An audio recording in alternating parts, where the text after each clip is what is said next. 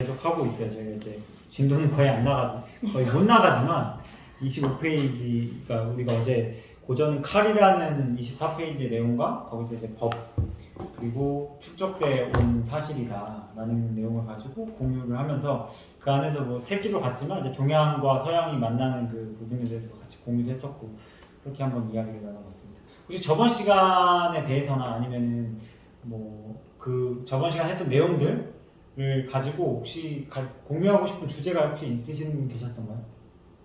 네, 없으시면 다음으로 계속 넘어가도록 하겠습니다. 일단은 여기에서 계속 언어라는 말이 나와요. 이제 고전은 한 사람의 작품이 아니라 그 시대를 대표하는 시대적 산물이다. 고전은 시대마다 재해석되면서 지속적으로 축적되었다는 것을 의미한다. 고전 인류 문명은 그러한 축적된 언어를 큰 축으로 소유하고 성숙해왔다. 한마디로 문명이란 축적된 언어인 것이다. 근데 우리가 이 축적됐다고 생각하면서 우리가 언어를 받아들이진 않잖아요. 그냥 이제 뭐 짜장면이 왜 짜장면이냐 이게 생긴 거 보고 오늘 먹잖아요. 짜장면도 왜 짜장이라는 말의 어원부터 시작해서 왜 그런 말이 생겼는지. 짜장면은 사실 중국 음식이라고 하는데 중국 가면 짜장면 없잖아요. 뭐 우리 맛도 나지도 않고. 있긴 있는데 완전 다르죠. 그러니까 저는 짜장면이 중국 음식이라기보다는 한식 같거든요. 어떻게 보면, 그러니까 그 나라의 음식을 만든 것처럼. 그러니까 그런 어떤 언어 하나하나를 지금까지 축적되어 온 결과임에도 불구하고 우리가 그거를 명확하게 구사하고 근본적인 의미를 이해하는 자가 몇 명이나 있냐. 최근에도 뭐 김치를 파워차이 뭐 기무치라고 해가지고 김치도 이제 빼야겠다라는 그런 이슈들도 있었단 말이죠. 홍성 어떻게 생각해? 김치, 기무치 뭐 이렇게 뭐 파워차이 하면서 하는데 김치는 그럼 중국 건가? 이제? 그 주인의식을 잃으면 그 걔네 거가 되겠죠. 그게 무슨 말이지? 어제 영화를 봤는데 무슨 영화? 이거 얘기하면 스포가 되는데. 콘크리트 유토피아라는 영화를 봤는데 핫하지. 박보영 나오고. 네, 저 병원이 형 나오고. 근데 그 영화에서도 되게 아이러니한 장면인데 이거 스포일러가 괜찮아요. 네가 잘 만들어. 주인이 아닌 사람이 주인의식을 갖고 행동을 하니까 사람들이 그 사람을 주인으로 봐줘. 그렇지. 그냥 다 그렇게 봐줘. 그렇지. 저 사람이 아파트 주민이다 이렇게. 그러니까 제가 사실 걔는 주민이 아니었거든요. 근데 주민으로 그게 내용은 세상이 다 망해가지고 아파트 하나만 살아남았는데 그 아파트 주민들의 이기심으로 아파트 주민이 아니면 나가라 라는 것 때문에 생기는 어떤 심리적인 갈등이나 이런 내용인데 주민이 아니면 나가라고 했는데 이제 주인의식을 가지고 있었던 그 어떤 한 인물이 주인인 것처럼 행세하고 주인인 것처럼 행동하고 막 나서서 뭘 하니까 사람들이 다 걔를 주민으로 봐주는 거예요. 그게 그러니까 걔는 이제 그 아파트에서 생존할 수 있는 그걸 얻게 되죠. 그거를 느꼈어요. 근데 그것도 다른 문화나 이런 것들도 물론 이제 정치적으로나 이제 그 어떤 야심이나 야욕이 있었겠지만 그 의식을 우리가 계속 가지고 아니면 우리가 문화적으로 아니라고 얘기할 수 있는 그런 힘을 가지고 있으면 되지 않나. 그게 이제 언어를 명확하게 구사하고 근본적인 이름. 그게 말하는 김치가 그러니까 그런 김치를 우리가 요즘 애들이 많이 먹나요? 옛날처럼 안 먹죠. 이 김치를 이제 많이 먹는 나라가 김치를 갖게 되는 거예요. 된장도 그렇고 그렇잖아요. 밥을 먹어야 김치를 밥을 많이. 뭐 면을 먹어도 되고 하여튼 김치를 먹어야 계속 그게 한식이 되고 김치가 우리나라 것이 되는데 요즘 애들 김치 안 먹잖아. 그러니까 기무치가 뭐 일본 애들이 갑자기 김치를 먹게 되고 중국 애들이 김치를 먹게 되고 그게 왜 그러냐면 고춧가루 자체가 임진왜란 이후에 들어오거든요. 그게 사실 김치 역사가 1000년도 안 돼. 해봤자 뭐 500년 그 암절인 거죠. 원래 그 전에 다 백김치야. 세종대왕도 김치를 못 먹고 백김치 드셨어요. 고춧가루 없는 거예요. 임진왜란 이후니까. 그렇잖아. 그러니까 우리가 계속 그거를 숙성시키고 발전시켜서 김치 종류만 해도 어마어마하죠. 열무김치, 파김치, 총각김치 많잖아요. 깍두기도 거의 김치 수준인데 그런 걸 보면 우리가 얼마나 주인의식을 가지고 오냐에 따라서 그게 어느 나라권이 이거에 대한 어떤 집착이 아니라 저희도 같이 공유했었잖아요. 독도는 우리 땅이라고 하는데 독도는 왜 우리 땅이지?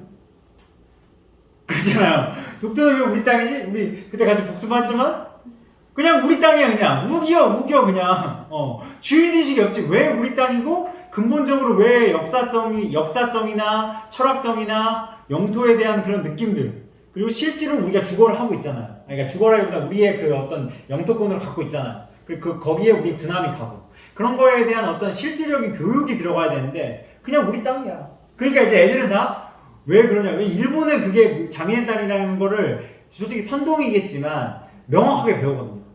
명확하게 그러니까 수치화시켜서 배우지만 우리나라는 그게 좀 덜하다는 거죠. 그러니까 그냥 단순히 선동에만 그리고 뭐 경제적 이슈 독도 안에 뭐 하이드로 메탄인가가 뭐 많이 뭉쳐 있어서 우리 땅이라는 그런 그게 안 뭉쳐 있으면 우리나라 땅이 아니야? 독도에 들어갔더니 아무것도 없어. 그냥 돌덩이야. 독도 우리 땅 아니야? 아니잖아. 그러니까 정말 주인 의식을 갖고 가느냐가 그게 가치가 얼마 있느냐에 떠나서 내가 그걸 만들어가는 거다. 그게 축적된 언어라는 거다라는 게 그 문명의 주체로 살아갈 수 있지 않을까라는 그런 의미가 되는 것 같아요. 그래서 문명의 주체로 살아가기 위해서 첫째, 언어가 가진 근본적인 의미를 이야기해야 된다. 둘째, 그런 언어를 명확하게 구사해야 된다. 그럼 도대체 문명의 주체로 살아간다는 건 뭐냐? 그렇게 살아간다는 건 알겠는데 구체적으로 와닿지 않는다는 거죠. 성원이 형이 생각하기에 문명을 주체적으로 살아간다는 건 뭡니까? 여기 앞에 나와 있는 것처럼 내가 사용하는 언어의 의미를 정확하게 아는 사람 그리고 그 언어를 명확하게 구사할 줄 아는 사람. 일단은 문명의 주체로 살아가려면 내가 지금 사용하는 언어가 어떤 언어, 내가 어떻게 언어를 사용하고 무슨 언어를 사용하고 있는지를 정확하게 이제 알아야 되는데 그러려면 이제 먼저 이 내가 사용하는 언어가 어떤 언어인지를 좀 의심을 해봐야겠죠. 네. 그거부터 시작하는 게 아닌가. 예를 들어 그런 연습을 하고 있다면 어떤 게 있죠? 뭐 우리가 그동안 그러니까 모든 언어가 다 거기에 해당이 되는 거. 사랑이도 그렇고 뭐 인생이 뭐냐, 가족이 뭐냐, 내 집이 뭐냐, 물타기가 뭐냐. 뭐 이런 그러니까 이게 모든 언어죠. 모든 언어를 내가 정말 이게 정확하게 알고 있는지 또 어떻게 사용하고 있는지. 왜냐면 그걸 모르면 이제 실천과 행동으로 나오지가 않잖아요. 정확하게 알아야 내가 그걸 실천할 수 있고 또 행동으로 옮길 수 있고. 일단은 주체로 살아가기 위해서는 내가 사용하는 언어를 의심하기부터 시작해보고 하나하나 이제 계속 만들어 나가야 되는 게 아닌가. 네. 아까도 성원이 형이 했던 건 몰라 라는 그 말에 대해서 우리가 명확하게 파고들었죠. 진짜 저게 모른다는 말이냐. 우리가 저 쓰는 말이 저는 아까 그 모른다는 말을 어떻게 저를 나름대로 해석했냐면 늘 깨어있어라는 말로 해석했거든요. 그 모른다는 말이 그러니까 전쟁터에서 어떤 그 오랫동안 했던 그 고참이 신참이한테 이런 말을 총알이 어디서 날아올지 모른다. 그 말이랑 비슷하게 느꼈어요. 아까 그 모른다는 말. 그 고참이 정말 모를까요? 잘 날아오는 것도 있지. 하지만 내가 예상치 못하는 곳에서 날아와. 그러니까 너는 늘 깨어 있어야 총알을 맞지 않을 수 있어. 저는 그렇게 받아들였거든. 아까 그 성원 형이 그 세방과 삼천리의 그 어떻게 될지 그 모른단 말이 전쟁터에서 총알이 어디서 날아올지 모른다. 그러니까 늘 너는 깨어 있어야 된다. 깨어 있지 않으면 안 된다. 우리 전쟁에도 유명한 포탄이 떨어진 데는 다시 포탄이 안 떨어진단 말이 있거든요. 그래서 거기를 참으로 써요. 보통 포탄이 떨어진 곳을. 하지만 또 떨어지는 경우도 있거든. 그렇기 때문에 진짜 그 모른다는 아까 그 말도 우리가 진짜 파고들어서 저는 이게 깨어 있어야 된다는 거. 늘 항상 깨어 있어야 된다. 깨어 있지 못한 자는 네가 그 했던 말을 책임질 수 없다는 거죠. 갑자기 근데 그 생각나는데 준혁이가 그런 말 있잖아요. 네. 도라는 거에 대해서 정의를 내리는데 네. 도야자 불가수일이야라고 하죠. 한순간도 떠날 수 수 없다, 어쩔 수 없다. 그래서 떠난다면 그 도가 아니다. 네. 그게 이제 항상 그걸 경계하고 가리 비교라고 하죠. 그렇죠. 네. 그래서 남이 아닌 나 자신이든 네. 보이지 않는 곳에서도 항상 그거를 깨어있게 있어야죠. 노력하는 거. 도- 들리지 않는 곳에도 마찬가지. 그렇죠. 도가 있다는 것 자체가 그래서 내가 깨어있는 나오는 거니까. 개념 이제 신족이 나오잖아요. 그쵸, 혼자 신족이. 있을 때 되게 굉장히 삼가하고 네, 늘 깨어 있으려고 하는 마음. 그게 갑자기 생각이 나네요. 그렇죠. 네. 그 깨어 있는다면 참 재밌죠. 왜냐하면 중용이란 태제가 처음에 시작이 천으로 시작하거든요. 천, 문제가 그 다음에 도, 교로 끝나요. 그럼 그 사이를 이어주는 게 도거든요. 그 다음에서 그래서 풀어가는 게 도야. 예, 구조적으로도 상당히 되게 멋있는 책인데 그만큼 천교를 이는 도, 따오 그거를 어떻게 내가 깨어있게 가느냐 그것이 곧 수도를 말하는 건데 그하다 정말 좋은 예시를 해서 그게 늘 깨어있어야 되는 그래서 그 안에서 쉽게 정의하기 어려운 문제다. 우리가 주체적으로 살아간다는 건 내가 주도해서 살아간다는 의미도 되지만 뭔가에 휘둘리지 않는다는 의미가 포괄적이다. 왜냐면 주도적으로 살아간다는 건 내가 맞다고만 착각하는 거잖아요. 그러니까 내가 신이야 거의. 정명석 같이. 정명석이 누구한테 휘둘리진 않잖아. 누군가를 휘두르잖아. 그렇잖아요. 그러니까 그런 느낌처럼 내가 주체적으로 살아간다는 것도 맞지만 그거보다도 더 포괄적인 의미는 남을 선동하지 않는 그러니까 선동되지 않는 게 좀 더 포괄적인 의미가 될 수 있다고 또 명확하게 좀 더 구체적으로 얘기해요. 그러니까 거대한 문명의 흐름 속에서 아무 생각 없이 주입된 언어만 사용하는 대중들은 당연히 선동에 약할 수밖에 없다. 자신이 뭔가 주도해 나간다 해도 독재와 폭력이 될 수 있다는 사실조차 인지하기 어렵겠지. 대표적인 뭐 히틀러나 이런 사람들도 자기가 주체적으로 그 유럽을 나폴레옹도 마찬가지로 그렇겠죠. 뭐 징기스칸을 어떻게 볼지 모르겠지만 마찬가지로 사람들 많이 죽였다면 뭐 마오쩌둥이나 스탈린이나 뭐 비슷한 개념으로 볼 수도 있겠는데 그래서 문명의 주체를 어쩌면 지치적으로 돋보이는 그 무엇이 아니라 자신의 자리에서 꿋꿋한 신념과 철학을 지키고 실천하는 인간에 가깝다. 그런 인간은 유치하지 않고 문명의 롤 모델이 되며 한 시대를 자유롭게 살아갈 수 있겠다. 근데 여기서 질문이 네. 주체적이라는 게 무조건 다 좋은가? 결과가 다 좋은가? 과정이 주체적이 무조건 다 좋은가? 라는 질문을 할 수가 있을 것 같아요. 근데 이게 주체라는 걸 가지고 남에게 들이미는 것 그치, 자체가 우리 북한이 주체 사상이잖아. 그치. 그 주체 사상이 뭐냐? 그거 뭐냐라고 했을 때 지금 인민들이 굶어 죽어가는 거 보면 그 사상 자체가 그러니까 주체적으로 내가 살아간다는 것 자체가 상당히 병폐가 됐으니까 그거를 이제 받아들이는 입장도 생각을 해야 되는 거 말을 할 때 내가 이 말을 했을 때 이 사람이 과연 어떻게 알아들어 그러니까 그 언어를 세밀하게 근데 그 언어 안에서는 행동이 받침이 돼야 되거든요. 행동이 없는 언어는 죽어가는 언어가 될 수밖에 없기 때문에 아까 성원이 형이 늘 깨어있으라고 했는데 세 방 그냥 두들겨 맞았어.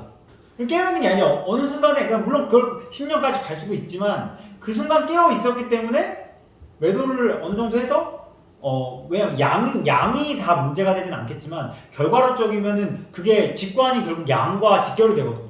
워렌 버핏이 아무리 돈을 적게 벌어서 살아남았다 하더라도 워렌 버핏이 되려면 그만큼 부가 있어야 돼요. 그러니까 물론 부가 다를 말하는 건 아니겠지만 그래도 부가 없는 사람에게 직관력이 있다고 할 수는 없잖아요. 마찬가지로 늘 깨어있는 사람이 되려면 끊임없이 내 언어가 맞는 걸 증명해오고 거기서 행동을 발휘해야 된다는 거죠. 그래야 그게 남들이 볼 때는 손가락질 할 수 있죠. 애플이 올라갈 때 30-40%의 자신을 담았으면 꼭지에서 담았는데 손가락질 받을 만도 하지만 그리고 뭐 하인즈 크래프트 사가지고 반토막 떨어지고 뭐 항공사 사서 마이너스가 되고 포스코홀딩도 마이너스 되지만 그 안에서 자기 원칙을 증명하면서 가이코나 그 골드만삭스나 뱅크 오브 아메리카나 이런 회사들을 꾸준히 갖고 갈 수 있는 그 실천력 그게 이제 워렌 버핏이 언어를 탄탄하게 하죠. 분명 워렌 버핏 같이 이야기하는 사람도 좀 많았을 거라 생각하거든요.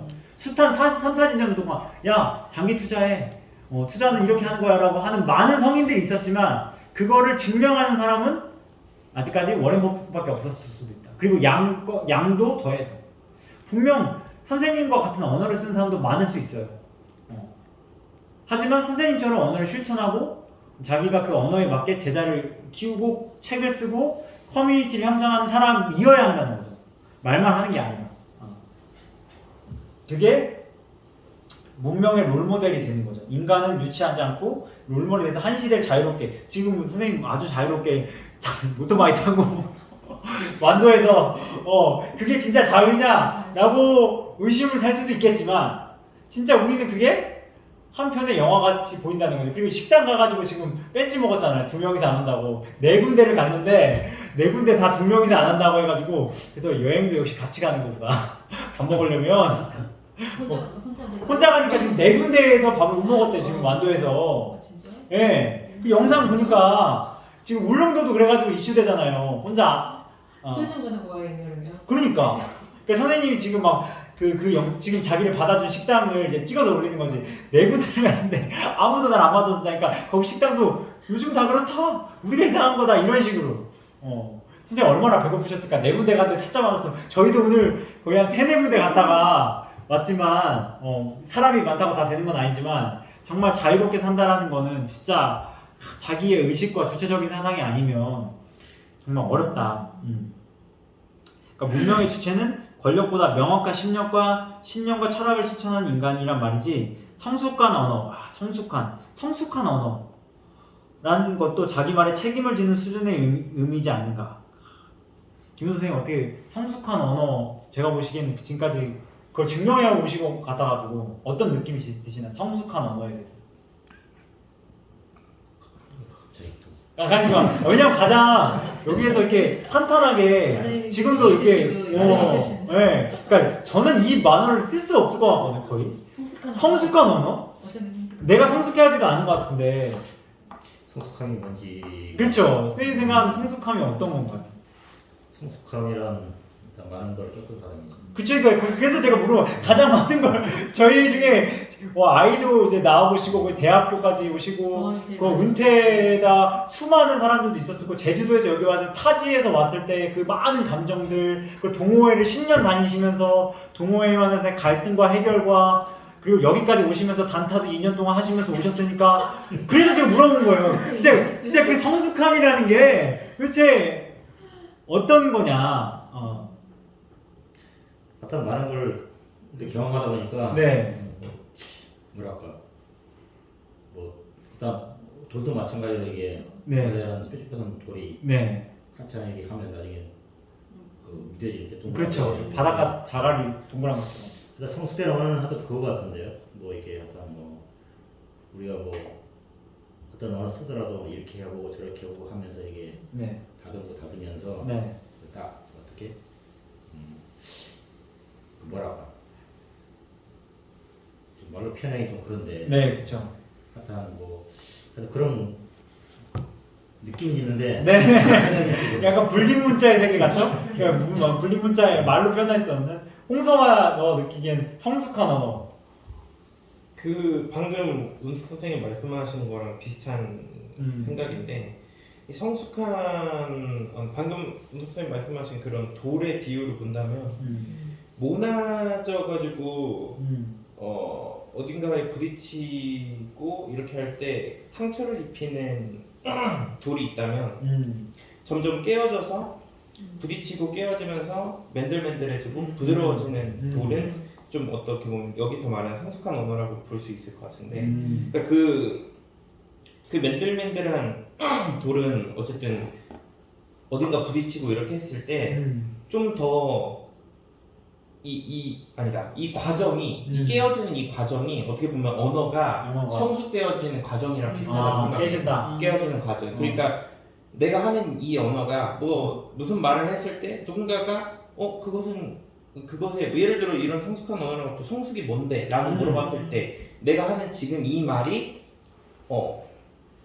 다른 사람의 어떤 반대되는 의견이나 이런 것들을 만나면서 조금씩 깨어져 보는 거죠. 그렇게 하면서 성숙이 일울성에 익는다는 겁니다. 그게 다 그 익어지는 그런 과정이 거쳐진 언어가 성숙한 언어인 것 같아요.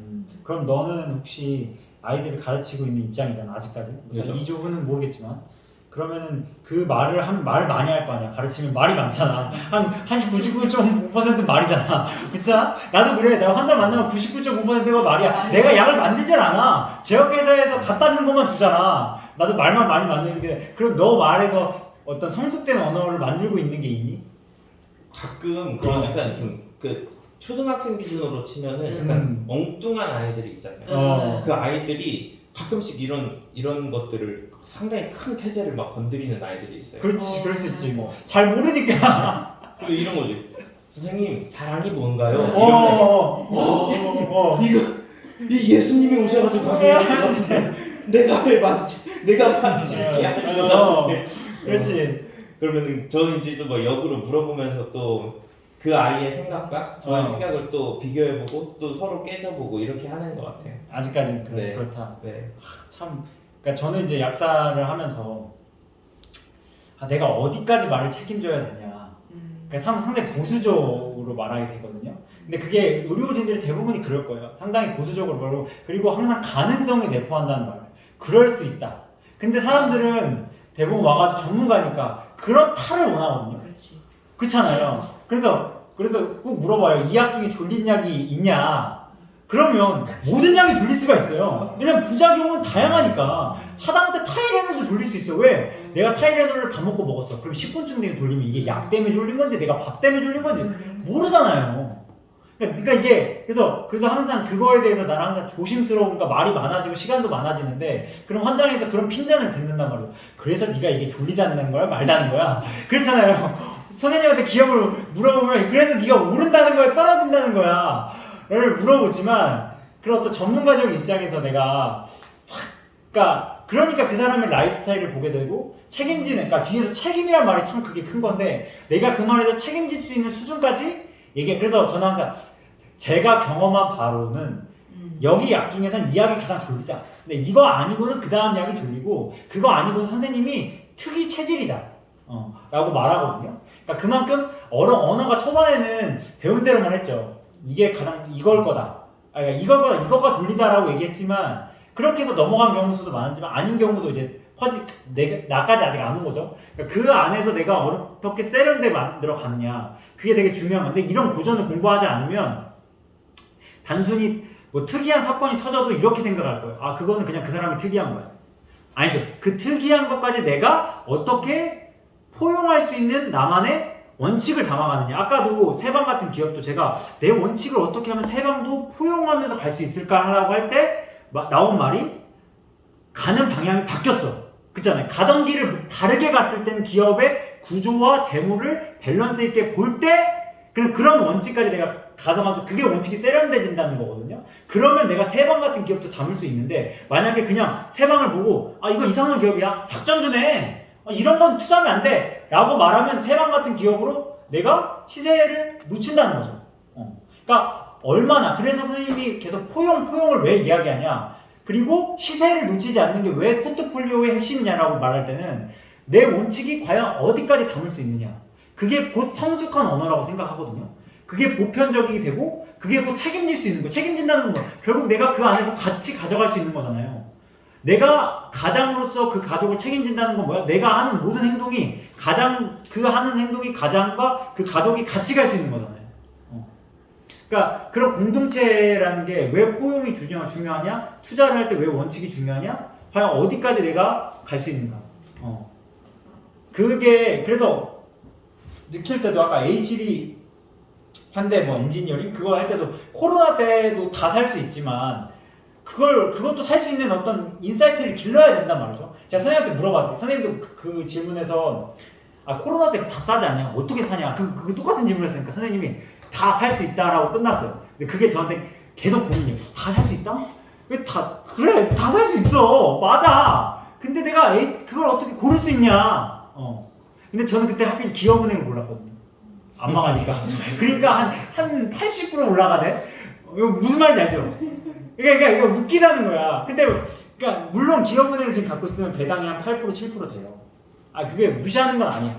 근데, 그럼에도 불구하고 워렌 버핏이 배당을 안 노리고 계속 꾸준히 가는 기업을 가져가는 이유도 거기서 생각을 해봤고, 결국 양이라는 것도 결국 따라오는 거라면, 내가 과연 HD현대를 기업은행보다 먼저 고를 수 있는 원칙이 돼야 되지 않았을까? 그러면 양으로 따지면 그럴 수 있겠지만, 그래도 불구하고 그런 원칙까지 가져갈 수 있다면.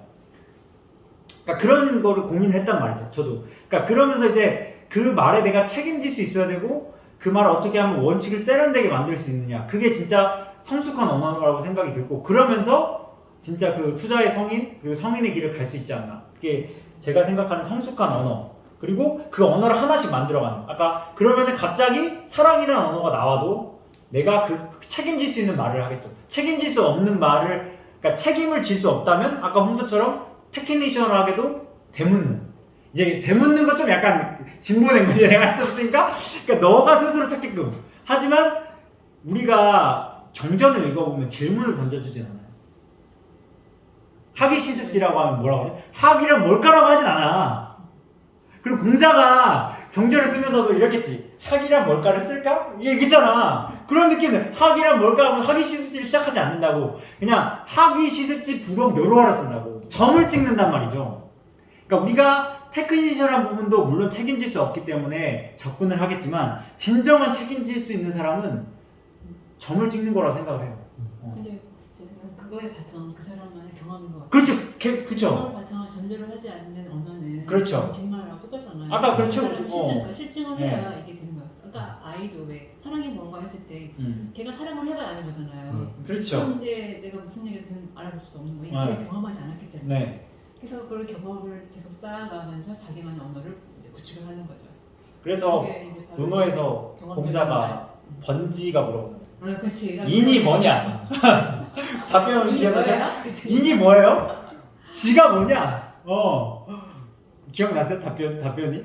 제가 진짜 이거 쪽지하게 기억이 났는데, 그러니까 그런 개념이잖아. 그 어린애가 와가지고 사랑이 많이 했을 때 이 번지가 왜 그때 당시에 솔직히 인이나 사랑이나 내가 그걸 성숙해 만나면 같이 만나잖아요. 그럼 번지가 물어보면 인이 뭐예요? 공자님한테 번지가 그 말몰이 하는 애잖아요. 가장 어리고 공장을 땅에서 거의 너보다도 어려. 같이 그 주위천하 했을 거란 말이야.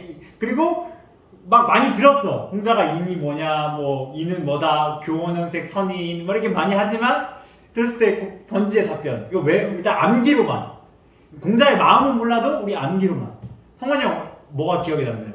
형도 고전했어. 번지가 형이라면 뭐라고 답변했었거든. 뭐라고 얘기했었지? 답은 이거예요. 이는 뭐냐 했을 때 이익을 포기하는 거라고 했어.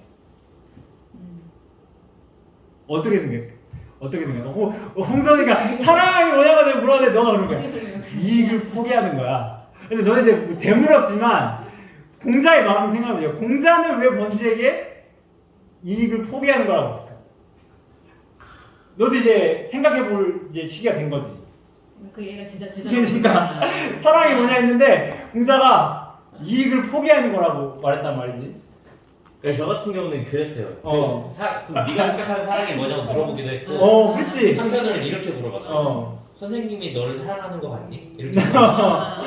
그랬더니 걔가 그 아이가 그러니까 우리들을 가르치고 있는 게 아닐까요? 이렇게 얘기하는. 더 센데? 오. 그러니까 그거 우리를 가르치고 있는 게 아닐까 해서 그래 그게 사랑이야.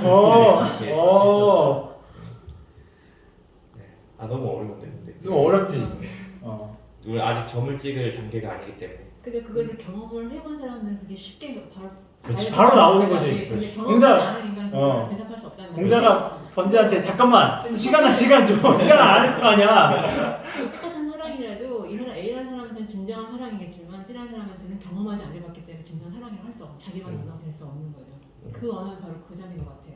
그거를 경험해서 자기만의 언어를 만들었느냐 아니냐 이 차이인 것 같아요. 그렇죠. 아까도 왜 그래서 선생님이 그 가는 길, 기업에 가는 길 얘기했잖아요. 네. 저 같은 경우는 저 기업에 가는 길을 봐야 되겠는데 계속 주시해 봐야겠는데 생각을 아직 안 해봤잖아요. 왜냐하면 그렇죠. 경험을 안 해봤기 때문에 생각을 안 해봤기 때문에. 그렇지만 선생님은 이제 기업들 보면서 저 기업에 가는 길을 내가 주시하고 봐야겠다. 저 기업이 어떤 식으로 좀 가고 있나 그걸 주시하고 있잖아요. 그렇죠. 본인이 경험해봤잖아. 그래서 자신만의 언어가 되는 거야. 그렇죠. 그래서 그 가는 길 얘기하는 거야. 네. 처음 듣는 사람 저 가는 길 무슨 말이지? 그렇죠. 그렇지. 그러니까 경험적인 인간, 경험적인 어떤 그런 실체 그거가 자신만의 경험이 뒷받침돼야지 그거를 자기만의 언어로 표현할 수 있다는 그 얘기를 하는 것 같아요. 근데 그 경험도 타인의 생각이 있어야 돼요. 그러니까 아까 말한 것처럼 그럼 궁금점을 갖잖아요. 그치. 근데 아까 성현이 뭐라고 한 게 아니에요?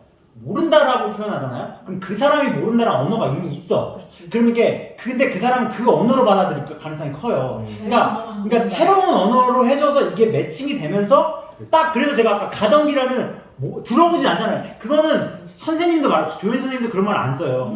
그러니까 그런 말을 가지고 내가 번지한테도 근데 번지가 이익을 피하는 거라면 걔도 이익이 있는데 이익을 버리는 거는 또 이상해 이거는. 네. 생각하게 되잖아. 생각하게 만드는 언어를 구사를 해줘야 그게 곧 그게 이렇게 스파크가 되면서 그 사람이 그 언어 나도 성숙하지만 그 사람도 성숙하는 언어가 되는데 이게 타인을 고려를 안 하면 내가 했던 말을 가지고 그냥 내뱉으니까 그 사람이 그 언어를 오해를 하는 경우가 상당히 존재하더라고. 그러니까 왜 다시 또 논어로 돌아와서 공자 제자님이 이제 공자가 딱 그런 갑자기 뜬금없이 오도는 이리관이지 그랬잖아. 그렇지. 뜬금없이 딱 그런 얘기를 했어. 나이는 하나다. 그랬더니 딱 혼자 알아는 사람이 있었어. 증자가 유 그랬어요. 유를 할 때 얘 바로 딱 나오는 거야. 등을 할 때. 나도 그걸 알아. 나도 느꼈어. 그럴 때 바로 딱 대답이 나오잖아요. 예스 하잖아요. 근데 다른 제자들은 뭔 말인지 모르는 거야. 그래서 한참 있다가 다른 제자가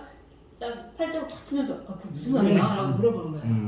그래서 진짜가 하는 말이 되게 나오잖아요. 충가서라고 충가서라고 얘기하죠. 그러니까 그 자신만 해석하는 그걸로 자신이 그거를 자기만의 언어로 활용해 주는 거지. 물론 공자는 충가서란 말은 안 했어. 근데 그렇죠. 네. 받아들이는 데 입장에서 그가 다시 이제 네. 투입된 거 다시 산출해서 그렇죠. 이렇게 이게 참 재밌는 게 언어 하나하나에 어떤 감동이 있냐면 그러니까 첫 페이지의 첫 글자리 정말 중요하잖아요. 투자는 삶이다 첫 글자가 뭔지 아세요? 다 읽어보세요. 투자는 삶이다 첫 글자. 투자는 삶이다 첫 글자가 나오잖아요. 첫 글자. 우리는 투자는 삶이다를 많이 읽었지만 저는 이거 첫 페이지가 고전은 문명이다거든요. 이게 고전 다음에 문명이라는 단어를 써요. 그러니까 고전은 고전이니까 이거 그 다음 달자가 문명이야. 그러니까 이게 문명이란 말이 되게 이제 핵심이고 그걸 이제 주제를 가지고 끌고 가는 거예요. 근데 투자는 삶이다의 첫 글자. 그러니까 그게 이제 한번 유치해보여. 투자는 다 읽어봤어 여기 다. 첫 글자를 못 쓸까? 왜냐면 중용에서는 빡 죽이려고 천이 나와요. 천. 야 이게 매력적이잖아요. 하늘 천을 닦아. 투자 아니면 투자는 무엇인가 아니면 삶이란 무엇인가 이렇게 그러니까 한번 다 읽어봤지만 유추를 해보죠. 그래서 거기에서 언어를 해석하는 게 싹 오는 거거든. 그치. 뭘 쓸 것 같아? 너 다음에 뭐 쓸 것 같아? 이게 이제 선생님 빙의하면 어떤 단어 쓸 것 같아? 첫 챕터가 가치인데. 맞아, 가치야. 가치인데. 근데 머릿말에 첫 단어 첫 줄이 딱 나와. 돈? 왜 돈이라고 할 것 같아? 투자 일단 여기 그 책 자체가 자본주의, 자본가, 투자, 가치 이런 그렇지. 것들을 풀어내가는데 그것에 있어서 가장 기본적으로 돈에 대한 얘기를 할 수밖에 없는 것 같아요. 그렇지. 맞아. 그게 권력이니까. 네. 너 이제 돈으로. 성원이 형은 첫 글자 혹시 기억이 나나요? 형 고전이잖아. 투자는 삶이다. 어떤 이는 버블에 들어오고. 와! 브라보! 와. 야! 암기력이! 모르지 않았어. 와! 모르지 않았어. 와! 알고 있었어? 어떤 느낌이세요? 그 단어, 첫 글자. 첫 글자. 그러니까 그 문장도 그렇지만 이제 문장과 이제 글자가 나오잖아. 어떤 이는 그러니까 그 어떤이라는 말이 그 언어 안에 함축되어 있는 그 메타포가 진짜 해석이 다 다를 수밖에 없잖아요. 엄청 다양하지. 학이라는 것처럼, 그렇지? 다양한데 그러니까 다 똑같지 않다라는 말로 들려잖아요. 그렇지. 그럴 수 있어. 근데 이제 우리가 다 똑같다고 생각하면 진짜 내가 시장에서 바본 거지. 근데 이제 거기서 어떤이라는 그 말을 썼다는 게 와 진짜 지금 다시 생각해봐도 쇼킹하거든. 엄청나게 대단한 거죠. 저는 그걸 성환이 형 암기. 저는 그걸 어떻게 생각했냐면 암기도 있지만 그게 감동이니까 암기가 되는 거예요. 사람으로 풀어야겠다는 게 첫 문장이 사람이잖아. 이게 물론 사람이란 말 안 쓴 것부터 그것도 이제 맥락이 있지만 투자를 인간으로. 근데 투자를 대부분 뭐냐면 숫자, 재무제표표, 차트로 그러니까 이야기할 수 있고 아까 홍사처럼 돈 뭐 이런 어떤 우리가 꼭 할 수 있는 주제로 가는데 어떤이라는 어떤 사람으로 풀어간다는 게 이게 진짜 매력이라는 거예요 거기서. 그리고 사람이라고 쓰지 않고 어떤이, 그러니까 우리말로 쓰거든요. 내가 한글로 풀어가겠다는 어떤 의미가 있어요. 어떤이란 말은 사실 우리말이거든요, 이게. 그러니까 진짜 거기서 야 이거 그러니까 이게 진짜 선생님이 생각을 해서 썼냐? 저는 그게 영혼의 언어라고 생각하거든요. 갑자기 탁 나오는. 그러니까 도노처럼 탁 어떤이라는 말은 이게 앞으로 진짜 인간으로서 내가 투자를 설명하겠다. 기계와 수치가 아니라. 그러니까 이런 게 제가 말한 자기 말의 언어에 책임을 지고 성숙된 언어라는 거예요. 투자를 표현할 때. 그러니까 공자가 학이라는 걸 가지고 탁 첫 문장을 명기한 것도 우리가 그걸 어떻게 우려내느냐. 그러니까 우리가 투자는 삶이다 했지만 성원 형이 그래서 여기 앞에서 일요일마다 강의를 하는 거예요. 외우고 실천하고 경험하고 정말로 우리가 책을 배우고 공부하고 있다면 진짜 성숙한 언어 그런 걸 배우고 있다면 그 하나하나에 진짜 이 사람이 왜 이걸 썼을까? 왜 이런 문제를 썼을까? 이런 단어를 썼을까? 이게 거기에서 느끼는 감동이 지속된다면 그거는 정말 결국에는 책임을 짓는 말밖에 할 수밖에 없겠다. 말은 대부분 책임보다 먼저 가는 경우가 많지만 그게 결국 만나는 접점이 생기면서 간다라는 표현이 들고 참 그런 것들을 우리가 계속 하고 있는지를 되물어보면서 여기까지 이제 끊고 다음 시간 그러니까 다음에도 그 뒤에 나오지만 그 내용도 이어서 한번 해보도록 하겠습니다. 한번 쉬어가겠습니다.